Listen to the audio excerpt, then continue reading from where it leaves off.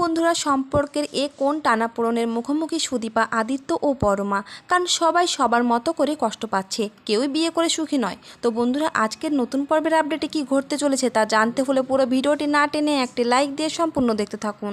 আদিত্য সুদীপাকে নিয়ে বাড়িতে আসে আর তাদেরকে কোনো উপায় না পেয়ে বাড়ির সকলেই মেনে নেয়। তারপর দেখা যায় যে আদিত্য তার নিজের রুমে যায়। ঠিক সেই সময় পরমা পিছন থেকে আদিত্যকে ডেকে বলে যে, আদিত্য, তুমি কেন আমাদের এই সুন্দর জীবনটা এলোমেলো করে দিলে?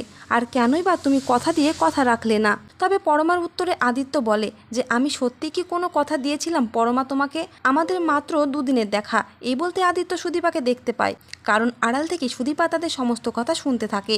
এরপর সুদীপা প্রচণ্ড কষ্ট পেয়ে তার ঘরে চলে যায়। ঠিক সেই মুহূর্তে পিছন পিছন আদিত্য সুদীপার কাছে আসে। তখন সুদীপা বলে যে, আপনি কেন কথা দিয়ে কথা রাখেননি আদিত্যবাবু?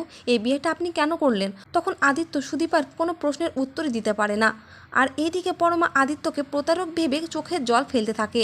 আর এত কিছুর পরও পরমা আদিত্যকে ভুলতে পারে না। সেই ভেবে এবার আদিত্য এই পরমাকে দূরে সরাতে সুদীপাকে কাছে টেনে নেবে। তো বন্ধুরা, ভিডিওটি এই পর্যন্তই। আর পরবর্তী আপডেট সবার আগে পেতে অবশ্যই চ্যানেলটিকে সাবস্ক্রাইব করে রাখবেন।